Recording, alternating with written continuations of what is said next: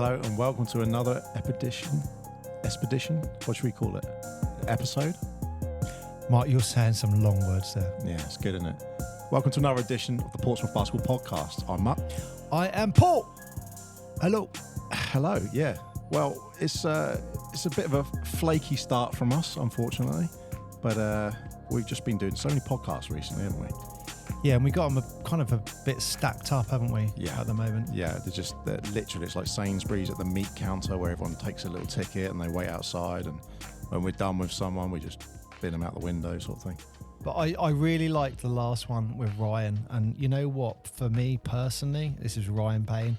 When I was actually listening to him talking a lot of it, it was like going back 10 years and getting a freaking pep talk. Like I was like, right, I am ready to play basketball after listening to him play. It was impressive after listening to him talk. There was a kestrel in the room and you were fine with it. There was no sweats or... You didn't. Yeah, you're quite well behaved, weren't you? Yeah, we were good. But we have got another guest, Mark, today. Have we? We have. Is that person here? That is that person who's just appeared there, yes. Fantastic. And you know what? We've been trying to get this guest on the show for, I want to say, 8 weeks? How many times have we been stood up? I think about 3,000, Mark. If you went to a restaurant and you got stood up once, would you go back again? No. Would you go back a second time? No. What if you thought, all right, I'll give them the benefit of doubt, second time, let's make another thing, and then they cancelled? Hey, Mark, I might have to go because I'm going to go and play some golf. You're going to Wentworth? Yeah, I'm going to Wentworth. Yeah. That's why he didn't turn it last night. I don't know what Wentworth is. I mean, but you thought it was a women's prison, didn't you? I don't know, but well, let's introduce our guest this week. Yeah, now stand and cheer for your Portsmouth Force chairman, Rob Milner. Wow. Hello. Hello, Thank you Rob. very much. What an intro. He's finally arrived. Congratulations on making it. Yeah, fresh from Wentworth. Yeah. I just want to qualify. I wasn't playing golf. I would love to play golf at Wentworth. I was watching a pro-am. It's pretty cool. Right. Yeah, it's pretty cool. There's some... Jimmy Bullard was playing, lots of fun. Hang on, you're Kay. the chairman of the Portsmouth Force, and you weren't I didn't get one an of the invite. celebrities. Did not get an invite. What is going on? I mean, it's golf. And the pros, though, the way it's the same for all sports, but the pros, the elite of the elite, are a different class. So to see elite golfers, the pros are the pro-am. And they bring that golf ball. Is that one of the ones where they have to bring their own bats, or they get their own bats? They bring their own rackets. Yeah, they even have someone to carry their rackets around with them. Fantastic. Yeah. Oh, is that what you were vying for? Was it you're trying to get in the front? I'd love to be a I'll caddy. carry your sticks. Do you consider it a proper sport? Yes. We started off on the right. Golf is a sport. That's a good stance, isn't it? The chairman of a real sport thinks golf is also a sport. Yeah. Wow. Rob. But yeah, sorry for standing. It's all about the balls. You yes, like the balls? I do like balls. Small balls and big balls. Golf balls, basketballs. Yep. Fantastic. American footballs. Disgraceful. I don't know what that was all about. You don't know what's going on, do you? No. Right. Well, so Rob, Portsmouth Force chairman. Yes. How did that come about? Like, where did that begin? Like, how do you become the chairman of a basketball club? Over a kitchen table at an AGM for a precursor to the club. So what? I see you laughing in the corner.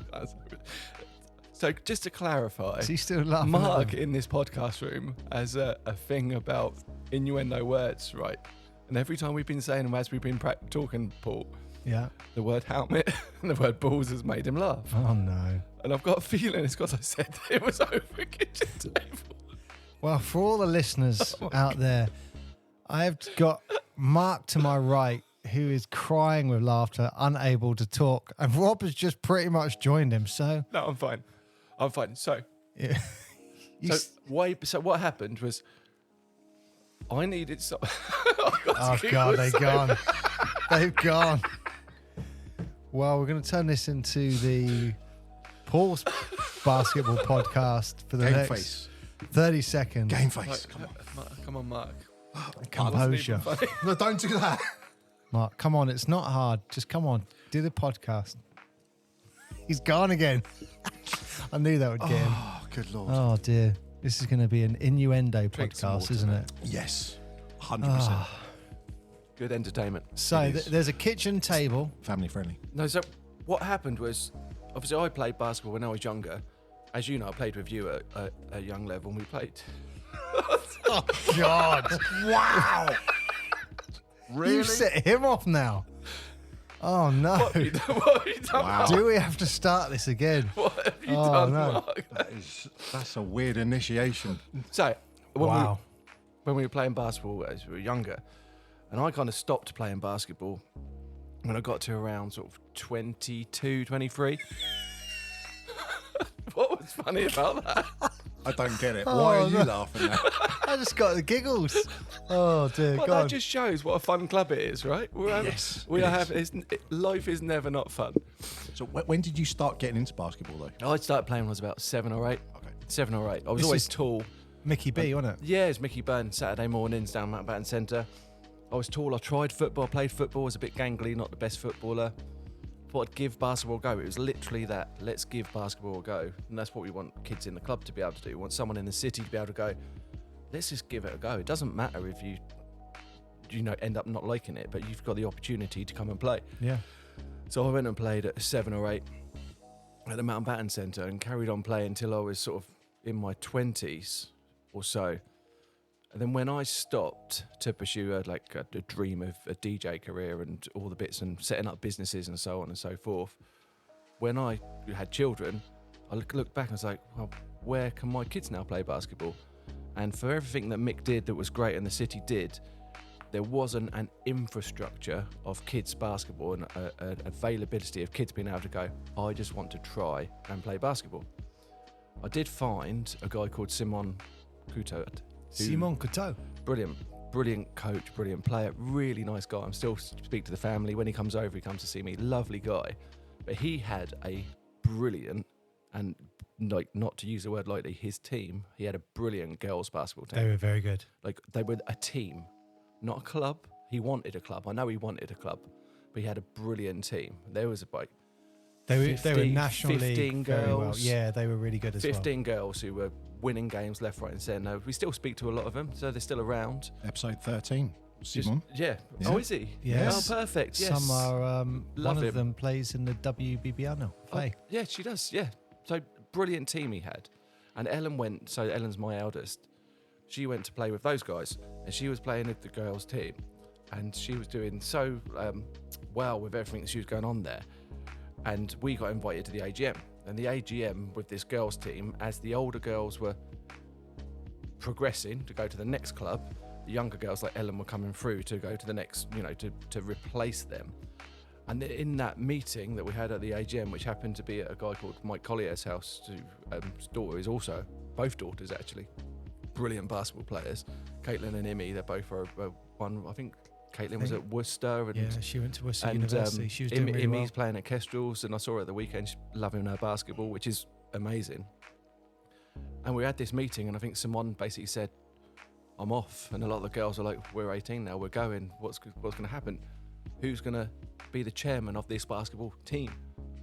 And I think it was someone, or someone said, oh, Rob will do it. And I just sat there at his kitchen table. I was like, yeah, I guess I'll do it. Under the bus. Why not? At that time, they had a girls' team, and I think we just started the first generation of Fun and Fundamentals, so the first Sundays, with a few kids coming around, and the girls were being the lead coaches. So I wasn't press ganged into it, but I kind of, shall I do it? And I remember speaking to my wife and saying, after they asked me, do you want to do it? I said, well, let me think about it. And Kelly's like, well, if you say yes, you know where this will go. You know it's going to take over your life to an extent. Obviously, you've got other things I do take over your life. And I said yes. So she was like, let's do it. Why not? Why not? And then from then on, it was a clear vision. Oof, I don't just want a girls' team. We as a community of basketball coaches, because I've got yourself, so many people involved with the club, it's insane. When was this? This was like 2016, Yeah, 2014, probably, something like that. 2016, 2017, probably. So it's happened really quickly. And I went, do you know what? Let's get everyone involved with the club. but let's not just have a brilliant girls team. And actually, the girls team was the hardest thing to part with because they just disintegrated. I think most of them went to the Kestrels, from what I remember. They went from being a National League winning team to having to pull out. I remember pulling out. We had Keely Reid was helping the coach at that point. I remember he was like, we're not going to be able to put a team together. Last year we were competing for national honours. Yeah. And this year we got 4 players. Yeah. So we just pulled the whole rug out. And that set us back. It's not no one's fault. It's just the natural progression. But it made you realise that the only way a club will be able to be sustainable is to have base level players coming through and filling up the section. It's like a pyramid. So the way our club should work is we should have hundreds of under 6s and then maybe a few less under 8s and a few less under 10s and a few less under 12s until you work all the way up the pyramid. And Daniel's got a squad of 20 to work from. Yeah, and that's where what I really remember, that's where I got involved with it when you were doing that fun and fundamental session, which if no one knows, it's basketball for, well, it was anyone under 10 or 11 at that time. And it was great because kids just turned up and they just played and had fun, you know, and basketball was just there, wasn't it? One of the things is that I feel that fun and fundamental session, why it's so successful, is we've never done it under any subscription, any commitment. It's just pay and play. At the moment, it's £5, which is a bargain for their basketball, for the coach and the facilities, and everything they've got. £5 pay and play. So there's no pressure. There's no subs where you have to go if your kid doesn't want to go. You just turn up, pick up a basketball. If you've played a little bit and you know what you're doing, you'll have fun and you can get better. And if you haven't played at all, you can just get taught just the utter basics, like how to stand. And people don't think about things like how to hold a basketball. Like you have to be shown how to hold a basketball. You don't just hold a basketball. You've got to be shown how to dribble a basketball. You don't just bounce a ball. So those fundamentals at that age is brilliant. And it's good seeing those kids coming forward as well. That's what I was going to say, jumping on to where you're going to be. And I'm sure the question will go on later on when we're talking about Force and the men's team. Like, we're almost at that point where there's a couple of players I can see that we've had from 6, 8 years old that I think will make it and to be able to play on our team. Yeah. You get that, like, you've won, basically. Yeah, and you know what? That's one of the parts of the club that I really love is when you're sitting there at a Force game, you're doing something, and you get like an under 16 National League player come, hey coach, how you doing? You think, I'm not your coach, but I coached you 10 years ago or something, and that's really nice. And you're seeing them evolve, and you're looking at them now going, I really hope you're in that men's team, and I'm announcing you in a couple of years' time. That'll be great. There's one thing I did want to mention for you, and I don't know if you're aware of it. I don't know if you've heard the episode. I know it's only just been released, really, but the Simon Coutole episode, he was talking about you, and in that episode, he turned around and said he wished he met you earlier. If he met you earlier, he probably wouldn't have gone to France. Yeah, really? Yeah. So, wow, that's pretty cool. If you had become chairman then, he wouldn't have gone to France. And arguably, I reckon you'd probably have Dan as the men's coach and Simon would be the women's coach. Yeah. I'd imagine. So, Simon just got things done. Yeah. So Simon was a very good basketball person and he did just get things done. I remember he had a pathway and I remember seeing the picture that he'd drawn of this pathway. It looked perfect. And I was like, that's a brilliant pathway, but how are you going to implement it with so few people? I think he had 2 or 3 coaches with him. You can't implement that without an army of coaches, which is what we've got, by the way. We're a super lucky club. Like we have, I'm gonna say 20 to 25 coaches, and that may even be conservative. Like there's not many other clubs that have got that many coaches. There's not that many willing people to help out and step in and do the things that we do. So yeah, imagine if Simon had stayed. You can always come back, Simon, if you're listening. There's always room. Of course he's listening. Of course he's listening. There's always room, Simon. Mark showed me some of the stats because he sees it in a lot of detail, and there are people from France listening. Are they really? Not Simon, but everyone else. Oh, wicked. He's like, he wants everyone to listen to him. It's amazing when you Did Simon talk about French basketball and how they're supported by their councils and cities and completely different, and you don't pay for court because they say you're representing the city, so you don't pay for that court because Portsmouth City Council, are you listening?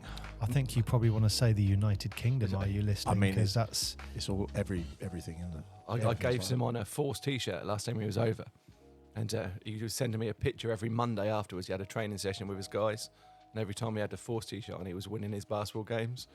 So I don't know. I'm guessing that stopped because he hasn't sent me a picture for a while. So, Wow. so maybe he's on a losing I run. think that's confirmed. If you want to win basketball games, get in contact with, what is it called? What's the email, Mark? UK Basketball Podcast @gmail.com. That's where, and we will get you one of these t-shirts, and then you will win basketball games. That is fact from Rob Milner. Absolute fact. Absolute fact. 100%. See, I have some strange theories, but one of them is that when you think about the time that we all went and played basketball, that was 80s. Yes.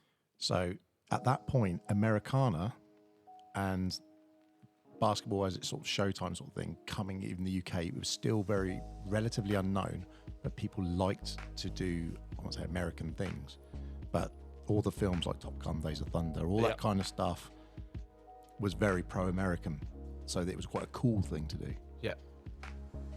Fast forward to this sort of generation, you don't have that hook. So how do you get kids to think, I'd like to try basketball? How do you get kids to try basketball? I think kids naturally want to try everything. Yeah. My kids do. They want to try everything. They want to know if they can play guitar. They want to know if they can do a Rubik's Cube. They want to know if they can do Scrabble, play football, play tennis. And like they've probably, over the course of their first 10 years, tried a bit of everything.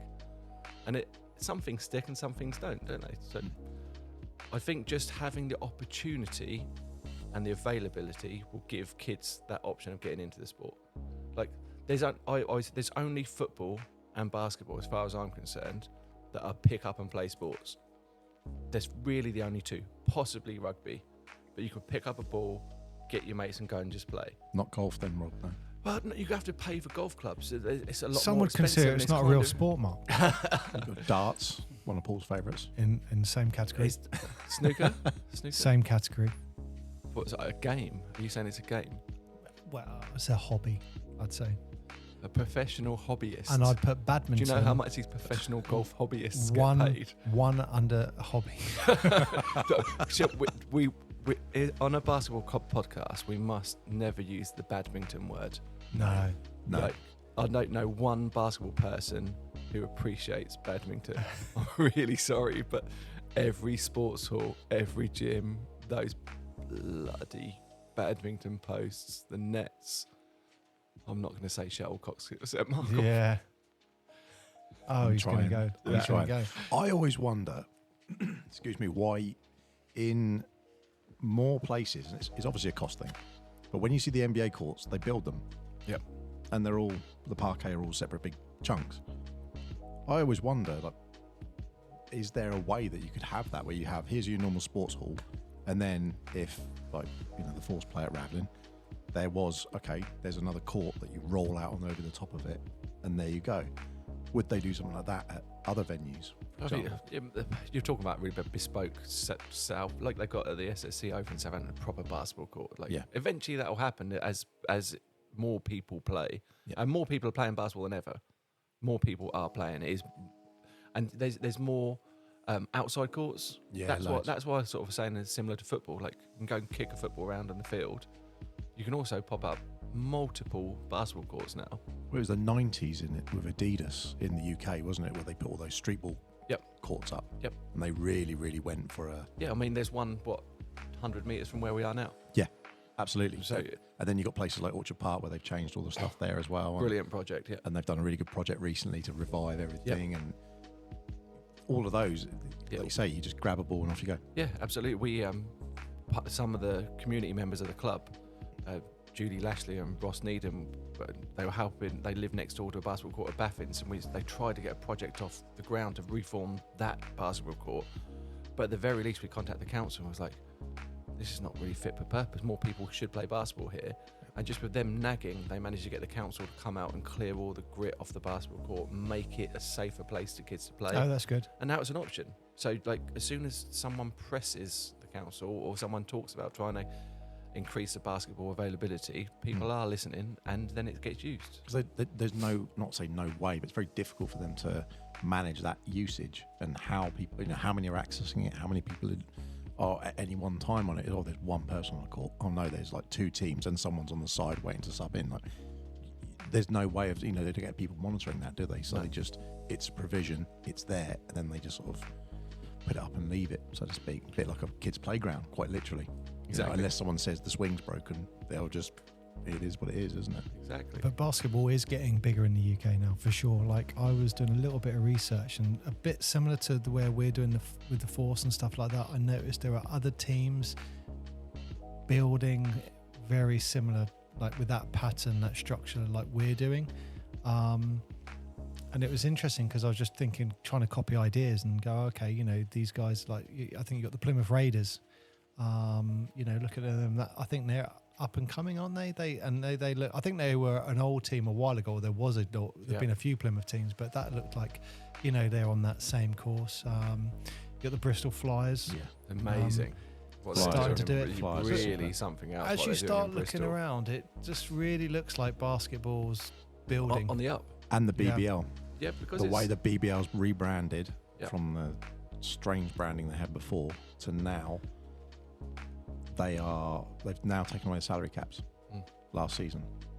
So it used to be a £250,000 salary cap for a team, and now they've just got rid of it. Yeah, which means now if you want to get someone from the Euro leagues, or you want to get a player that's maybe 50,000, 100,000, you could do that. Whereas before you had a squad of 15, 20 people, you're going to have to pay them 20 grand a pop, and maybe 1 or 2 stars. And as we know, it's a great spectator sport. Yeah, absolutely. It's really good. It is really, really good. When you go to a basketball game, even a lower level one, but particularly you go to like a big game. I've been lucky enough to go to a couple of NBA games. When you go to your first NBA game, from the moment you walk into the stadium, you're just looking around. There's so much to see. It's magic. What was your first game? Philadelphia versus the Knicks at Wells Fargo. Oh, really? Yeah, really good. Like incredible. You just walk in and you just stare around. And at that time, when the first game I went to, we had Dario Saric, so a European player, and I had a few alcoholic beverages. And because there was no British player to cheer on, but he was European, I spent sort of 48 minutes shouting, Europe, Europe, Europe. That's obviously a bit of a golf reference as well. Lovely. Ryder Cup coming up. But anyway, I was screaming Europe, and if I'd managed to influence the American guys around me, they're like, what's this guy seeing Europe? And like, oh, that player on our bench, that guy, he's from Europe. I'm from Europe, he's my dude. And they were cheering with me in the end. But it was just a great experience, a basketball experience. The halftime is almost as exciting as the game. Like everything. And when you go away from a basketball game, you kind of almost should feel a bit exhausted. Yeah. You're like, I know we do after the Force game. I don't know if you can hear that, and definitely listeners can hear that, but it's actually throwing it down outside. Can you hear that? Yeah. It's actually coming through on these mics. Yeah. Yeah. Thunder. Shall I shut that window? No. It just took me a while to work out what it was. Do you remember the scene in Never Ending Story when he? Don't talk about that film. No, did it make you upset? Yeah, so when the horse dies. No. When I was a kid, this is one of weird. Like I'm divulging something, but when I was a kid, I had a recurring dream that a wolf was chasing me. That's the best. And then the decision was, I know, we'll take him to that film, and that would cheer him up. Probably the worst film I could have gone to watch at that point. So there's a giant wolf and trying to eat a tray. It's like, I'm out. I literally was out that cinema. I was a kid. I was gone. I'm just picturing people listening to the podcast thinking Never Ending Story, things I've seen a loft with like the rain coming down. Yeah. Holding it's about to kick off. Holding an apple with our blankets over our head, reading a big old book. Yeah, well, you can get cozy if you want, Rob. It's fine. I mean, the window's open. We can take the lights off. Funny enough, one of my guys at my day job has a dog that looks like Falcor. Really? Pretty impressive. This is that thing that flies. Yeah, the dragon. Looks like It's obviously it's a dog, not a dragon, but it's pretty impressive. Okay. I vaguely remember that film. Oh, really? I remember it too well. Anyway. So, you do leave pretty tired, don't you? Yeah, I know. that's what you leave. It's a lot of work. It's an experience, as you said. It's not just a game. It should be. You're not just going to, I'm watching this. Start, middle, finish, end, off you go. And I think it depends on the aspect, but I know from our perspective that when we're doing the entertainment side of things, we are literally going to those 350 people. We want them to walk out going, they've watched a game of basketball, but they've also been entertained as well. Whether it's the music, and it's sometimes you see it, like you'll see a kid walk in. I know a friend of mine brought his kid in for his first game, and he walked in, music was blaring, and he looked at the court, huge smile on his face, like, wow, Dad, I've made it. It's like, look, we're talking Division 3 national basketball, but that interaction he had when he saw the court, it's like, that's what you want. I think part of it, you guys get it, and I am so grateful to the pair of you what you do for the Force games. And so, if you don't know what Paul and Mark do on a regular home game, is they set up with a sound desk in the corner. They arrive 3 hours before the game. They sort out the speakers, make sure it sounds good. And throughout the game, we've got American style music, we've got player introductions, we've got all the razzmatazz that you build. And you know more than I do in terms of other teams that do that, but there's a handful in the country, right? I don't know of anyone else that does the I'd call them the American jingles. Yeah. Andrew does that. That's my brother. Yeah. So Andrew sits there on that program that I wrote, and he analyzes the play. Yeah. And depending on what has happened, he will play the relevant music. If it's offensive, defensive, if it's one to G up the crowd. I love the Jeopardy. I'm just the monkey who comes that's and my picks the favourite, stuff when up. the referees are having a little powwow and having a decision and you play the Jeopardy. I love that. They don't like that. You know, I love that. I love but that. it's really like the last game where the Force took on the Kestrels. I had to nudge Andrew a few times because the refs were talking, and from my perspective, they talked to each other for 2 seconds, bam, down, and play that music. And it happened, like, I was like, Andrew, you playing that? He says, oh, I just switched off for a second. I was like, all right. And it happened like 3 times. Like, you need to bloody wake up, because we could have got them 4 times now. Well, the 3 of you are absolutely it's no exaggeration to say that you make that game day what it is, the 3 of you. The basketball is a big part of it, but the game day experience is hugely affected by what you do, and I'm so grateful. And the ticket sales, which are great, by the way, like over 300p, 320, 350 people at the last game, and growing and growing and growing, and I've no doubt we'll be selling out by the end of the season, no doubt at all. Selling out or moving out? That's another dilemma for you. That's another dilemma. I'd love to be able to turn people away. Or like, I forgot a history of club promotion as well. I used to DJ and do club promotion, and the golden ticket is to be able to turn people away at the door. Name's not down, you're not coming. Kind of, you want that demand. You want people to look, if you want your ticket, you have to buy your ticket right away. So when, as a chairman then, we're putting you under the bus here, when as a chairman do you have to sit there and think, we are hitting capacity all the time now? What do we do? We're already talking about it. It's already talking or hypothesizing or trying to find a way to go to 1,000 fans, to go to 2,000 fans, maybe, whatever. There has to be a way. You do know that Paul has agreed if he wins the Euro Millions, he's building something basically very similar to what Bristol Flyers have got, which is like a 3,000 seater. Me and Rob actually talked about this for about, I want to say maybe an hour, maybe 2 hours. I was driving to Cornwall, and I phoned Rob and went, Rob, we need to get our own arena. And I was like, where can we do it? Like, let's just buy a warehouse or something and put a floor in. That hasn't happened yet, but you never know. Wow, I mean, yeah. Hey, if I get the Euros, do not dream small. If I win the Euros, mate, I'm in as well. Is. The only question mark would be the name. The name of the venue. If I was spending 100 mil, you can name it after you. I might. No, I might. The Fury, it might be. That's the only question mark. But I'd feel a bit guilty on your brother because he's got that Force tattoo. So we might have to just keep it as the Force. God, I thought you were going to call it Gandalf's I Revenge or thought something. you were just naming the stadium you were about to build. You want to do a whole takeover and rebrand.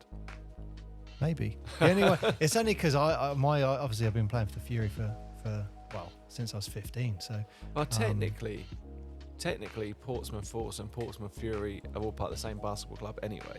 and actually, some would argue that the Portsmouth Fury was called the Portsmouth Force for 1 year. It's the City of Portsmouth Basketball Club, I think you'll find. But so yeah, no, handbags. I remember the Fury was called the New Power Cram Generation, and then they were the Force for a year. Yeah.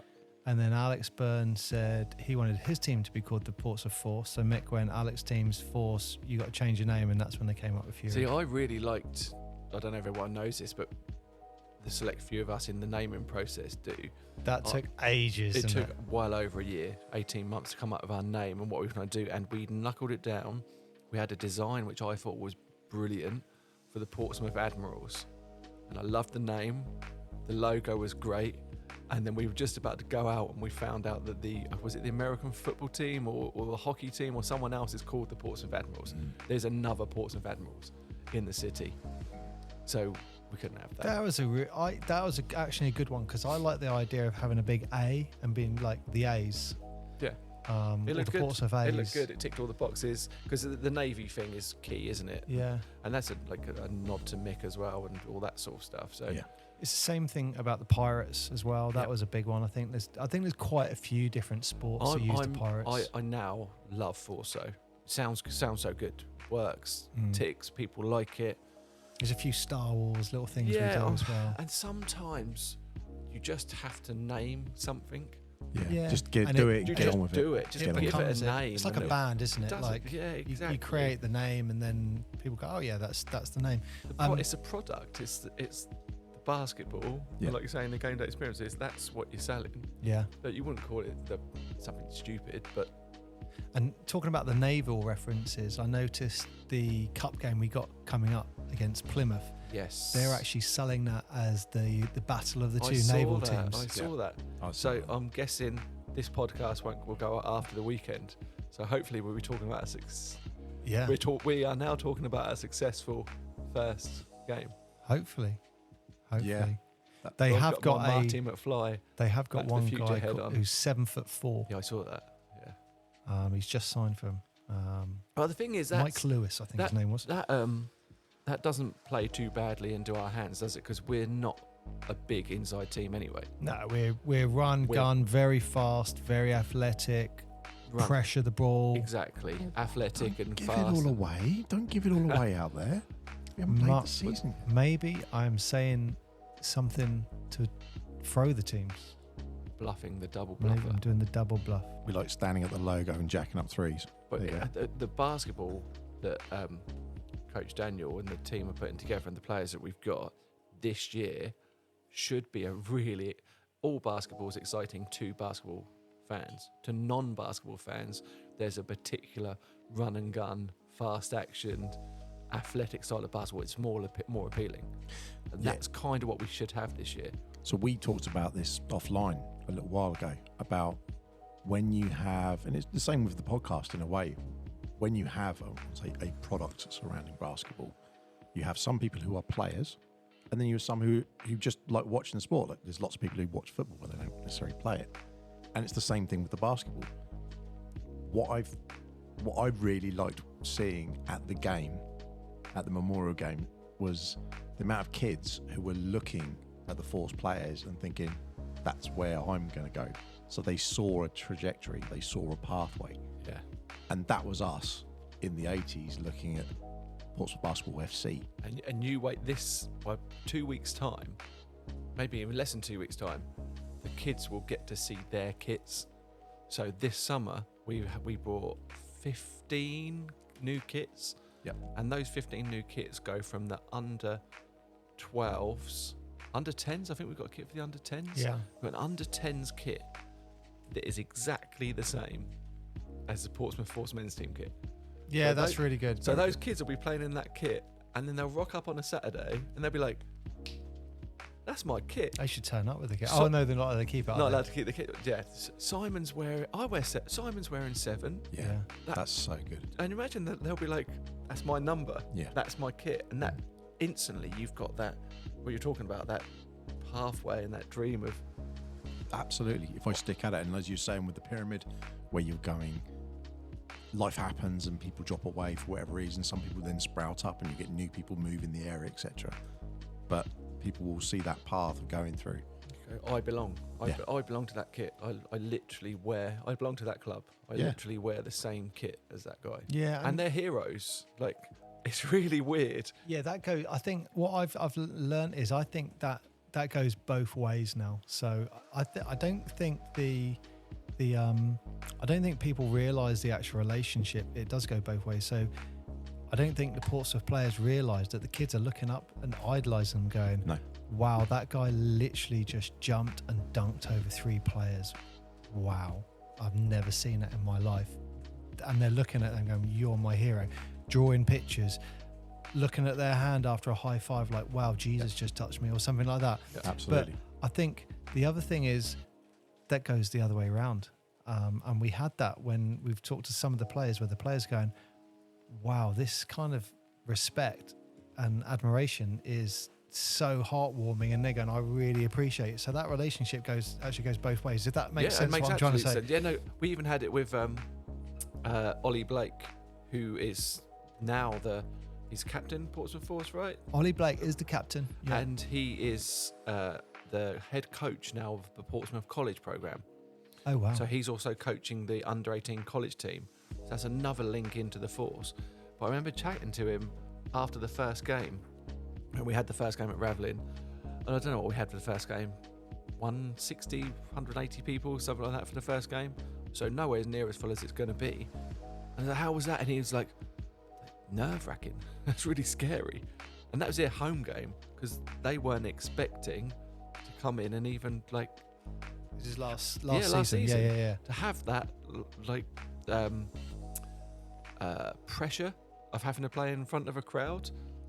I think now they've all warmed it and they know what to expect, and it's a good pressure. Oh, even the people coming into it, they're going to the game, so they know what's coming. Exactly. But the away teams don't. I think the Kestrels were generally quite surprised walking into the game. They were lovely Saturday. So obviously, I don't know when this podcast goes, when we played the Mickey Byrne Memorial. Had a good chat with Jack and the other coaches and the team. And they really treated the game with respect. Absolutely. But I do agree with you. I think they came in and were like, "This is a good outfit. This is a serious. It could be a serious you also local had rivalry." Ex-National League players come to watch the game, and Yep. they were like, "Oh wow, this is what they're doing at Portsmouth Force. This is really good." We had a BBL coach in the building, didn't we? Yep. So is it Ben? Craig Dawson was telling me. Craig Dawson, who's brilliant basketball coach, who's leading the development of our coaches. He's not actually coaching; he's sort of coaching our coaches and trying to help that we've got a complete playbook. But I was sitting with him, and he was saying that the Solent coach who left to go to coach in the BBL with Leicester, I think. Oh, I didn't see that. Yeah, he was in on Saturday, in for the game. Oh, that's interesting. Yeah. So like, you never know who's there. well, this is it exactly. So it's we are getting onto that basketball map, and Yeah. I know it from local area meetings I go to Saba, Southern Area Basketball Association.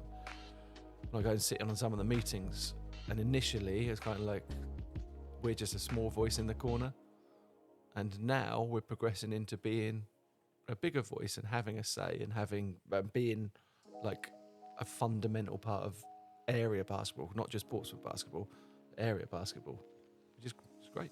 Yeah. We're on the map, guys. Yeah, it's We getting are there. on the map. But where does that go? What's your timeline then? Have you got a Rob's little dream timeline? Have I got a timeline?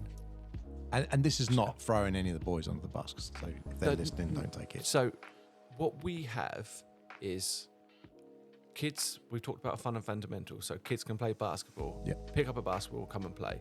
That is covered, and I think that's working. I could expand a little bit, but that's working. Then we have local league basketball, which is for anyone really with any sort of basic ability to come and just play a competitive game and get to learn to play basketball in a competitive way, non-pressured. It doesn't really matter. I just want you to get the experience of playing in a basketball game. Then we have National League set up. Now, the National League is structured regional and Prem, and conference sits in there somewhere. I'm never sure with Basketball England. I'm not the biggest fan of Basketball England, but That's a different podcast. We could go on for ages about that. But you have different tiers at Basketball England. So the dream would be to have the youth setup, regional, conference, prem teams at each age group. Yep. And you have a real progression. And then the next bit is the college program, which is another big thing that we can talk about later if you want to, and hybrid, and building that college structure, building the team structure into a college program. That feeds into the university. And if that groundwork's done, the groundwork means that your talent pool is huge.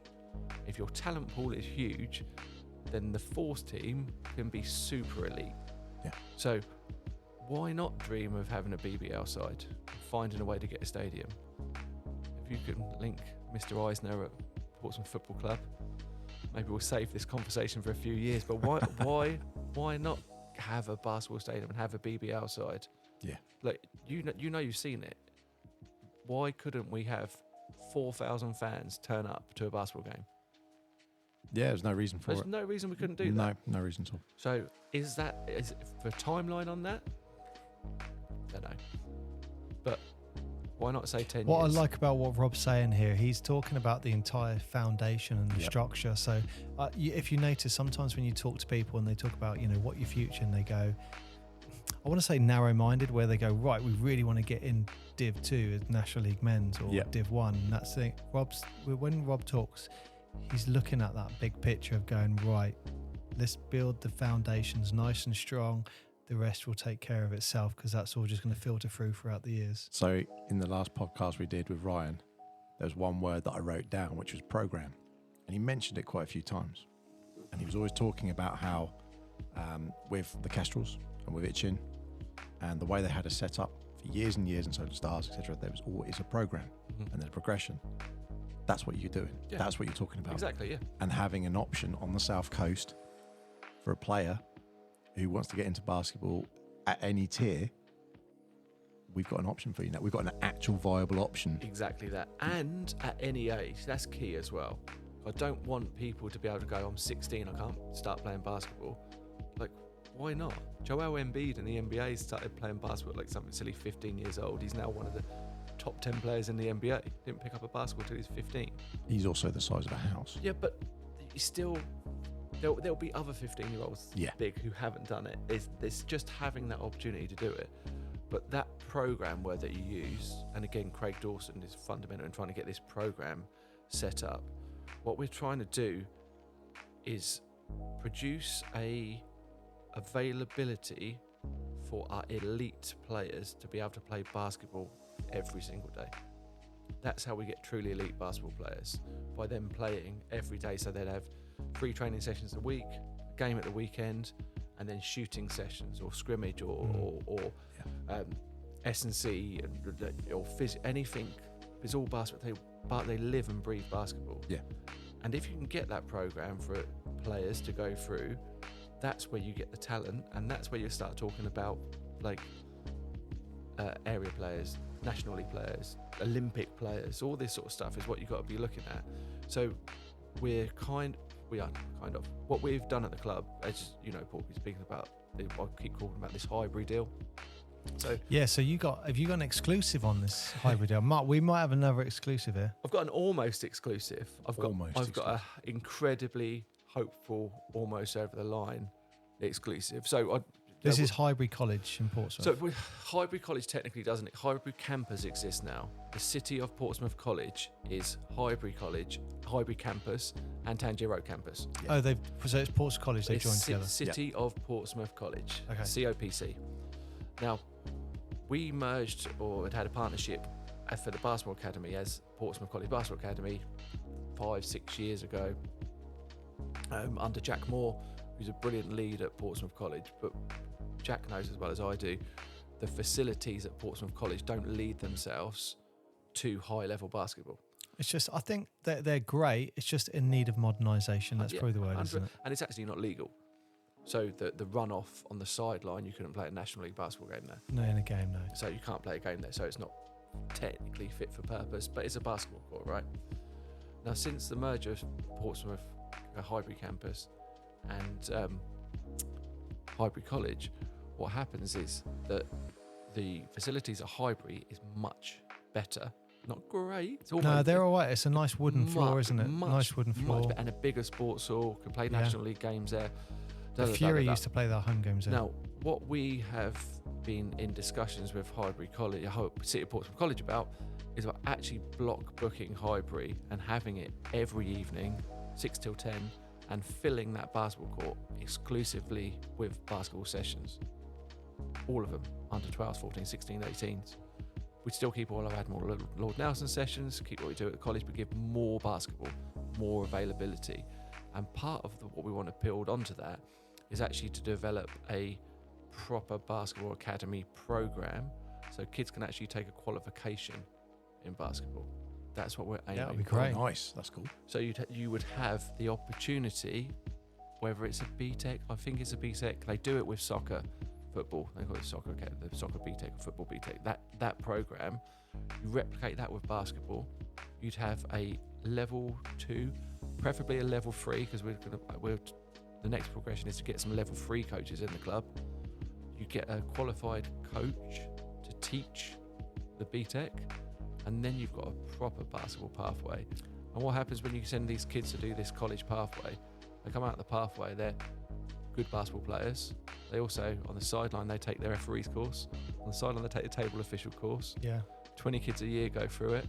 At the club, at the end of it ends up with 20 new referees, 20 new table officials. Well, you've definitely got a handful of coaches who are eligible to take their level 3 coaching now, which would be really good. But also the benefit of that is you then start, I guess, looking at international students coming in. And I remember this is going back, because I used to work at Highbury College. This is going back probably 12 years ago, I'd say. And they were really keen in those days setting up a basketball academy to get that draw from the international students come in. But I think it just wasn't realistic. I know they were talking like an hour a week of basketball, and it's like, that's not a basketball academy. But from what you're saying now, this is deadly serious. Yeah, absolutely. Like a legit proper basketball program. What they do at Kestrels and Itchen is such a good model that, they've dominated. To be fair, the South Coast, the South Coast basketball situation. Yeah, they hoovered everyone up, didn't they? Yeah.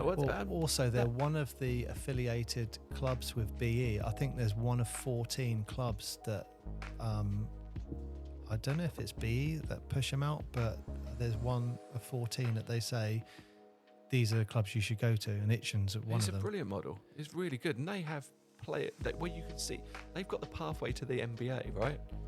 They had a player come through, played there, and is now playing for the San Antonio Spurs.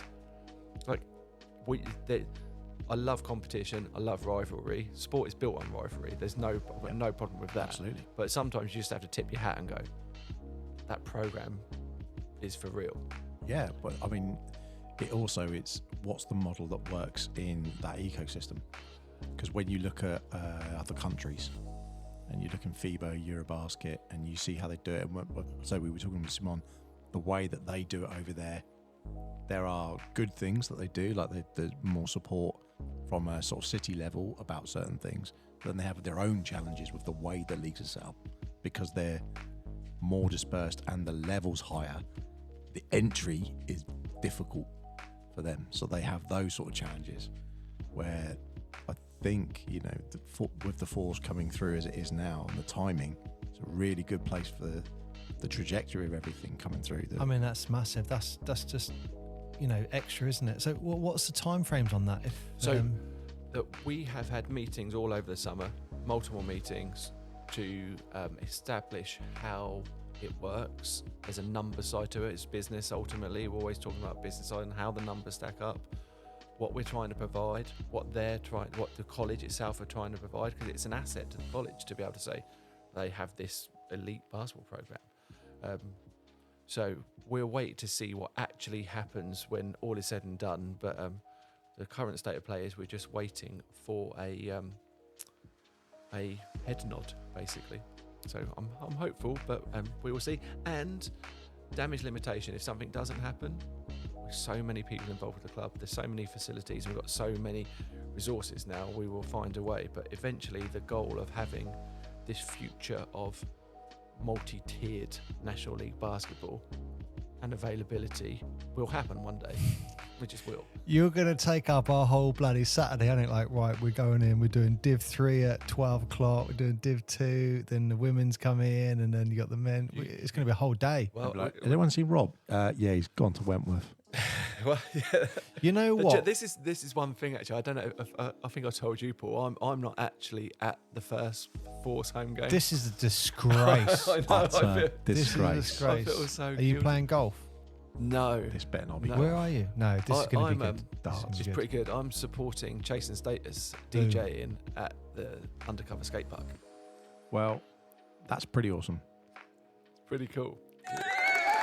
That is there. Yeah, So hang on a minute. the DJing doesn't happen quite as much anymore.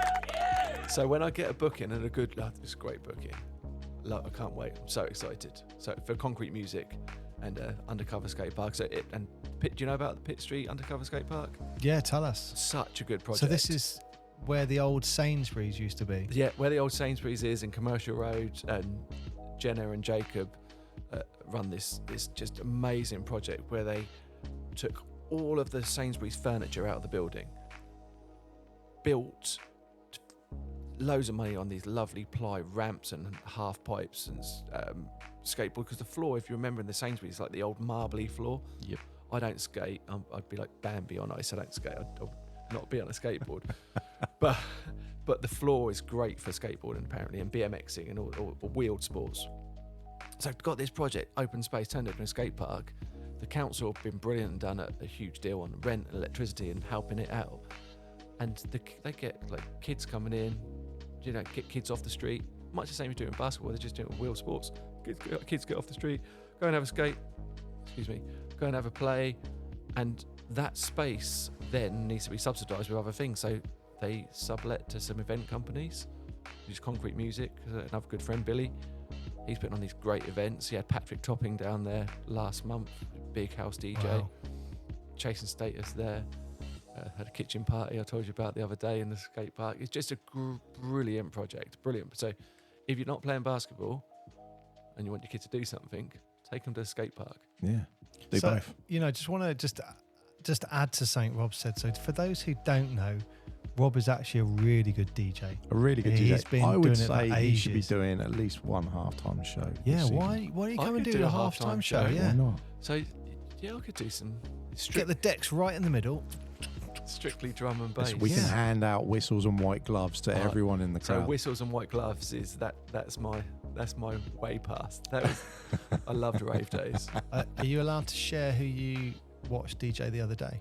I can. Yeah, go on. Fatboy Slim Amazing's that. in the kitchen. in the kitchen, In a just as you do. kitchen. Just 200 of us and Fatboy Slim. That's very cool. It was pretty cool. That It is was- very, That very don't cool. happen often. It doesn't. No, That it doesn't was. happen often. It was a pinch yourself night. So I was Yeah. there with my wife Kelly, and we were sort of like had a couple of drinks. We were like, "Do you think he's going to turn up?" And then Fatboy Slim walks in, and when you say walk in, it's not like walking in a club. He was like next to me, walked up the decks, like, "Oh my god, it's Fatboy Slim!" Like, actually, and he played for 2 hours, and he was insanely good. But that was part of a project, a look-up project for Portsmouth. You've seen the street art.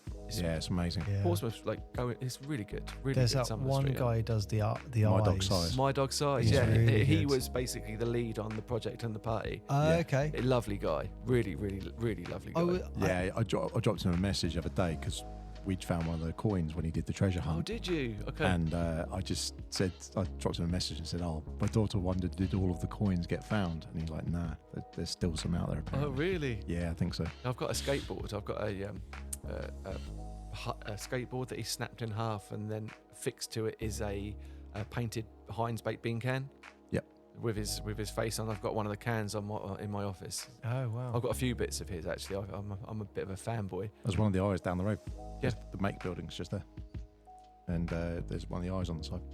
I did notice there's one as you come into Portsmouth, one of the eyes, and someone's painted over it. Wow. He's quite. It was a really good eye. as I well. follow Love some of the that bits that some of his socials, and he's quite fine with graffiti, or not graffiti, art being covered over. Yeah. Everything has a history and Well, has It's a not top. permanent. one. I It's think not that one. permanent. I It's think like, he painted over it. It looks like someone done a proper paint Right, over it, not okay. spray paint. yeah, not just your massive penis on things. No, It's not one of those. No, it's like a chalice, I think. no, I did not deface it. a legit art job. That would have been a legit hard job. So, what do you think the chances are that Fatboy Slim will come down and do a Portsmouth Force halftime show? I think the link is we have to massively promote Pepita Coffee, because Pepita Coffee was the link to Fatboy Slim coming to work with the artists. I'm not sure what the link between look up Portsmouth, My Dog Size, the artist, Pepita Coffee, and Fatboy Slim is, but there's a link there. So we might as well big up Pepita Coffee, and you never know, we might get Fatboy Slim. Wow. Well, I mean, yeah. Should we do that in the next segment? What do you reckon? Yeah, I mean, I want to say, I think one of the Fatboy Slim tracks is what I always play as the build-up to just before the guys come out. I'm Don't just you going to normally double play check. right here, right now? Don't you normally play that one? Yeah, I think so. Chems. Yeah. Great. I love the Chemical Brothers. Oh, it's not. I'm getting my DJs mixed up. Yeah, Fatboy Slim would play that. It's definitely on his set list. Yeah. But right here, right now. it's That's Chems. where I've got it. Yeah. Yeah. Played by him, but not written by him. Oh, okay. But yeah. Oh, that'd be amazing. See, I think I've got more chance of getting a 5,000-seater stadium in Portsmouth than Fatboy Slim coming down to the Ravelin, but you never know. What if you could get him to buy the stadium and then open it If for you? we'd have to move to Brighton, I'm pretty sure we'd have to move to Brighton. Yeah, there is that. That's not ideal. You know what? One of Hell of a commute. my goals for this season is Go for it. that you watch a game. That I watch a game. Oh, you've seen me, have Because you? you're so busy, whether it's the ticket sales stuff at the start, you're walking around, you're organising stuff. I just think it'd be really great if someone just deals with that, even if it was for one game, and you go, I'm Mr. Chairman, I'm in row A. See, I'd like to do that. I think I'd like to do that. Whether I could do that is another thing. This is probably the longest I've sat in the same place for quite a long time. Okay. So I just Well, the handcuffs work, mate. just get up and keep moving. Yeah. But yeah, no, I would love to do that. Well, I mean, I think we'll continue this with a second part of the episode. But I think we've got some more questions for you, Rob. Are we rolling on to part 2? Oh, we're going to roll on to part 2. For sure. Okay. But for now.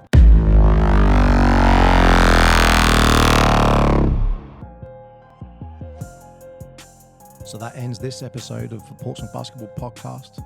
Part 2 of this interview will be coming out in 24 hours, so tune in for that one. But until then, wherever you are and whenever you're listening, we thank you so much for your support. Till then, bye-bye.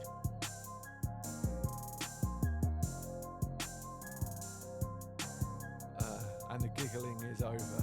Thank you for putting Finally. up with it, guys. I just had to take Honestly. over.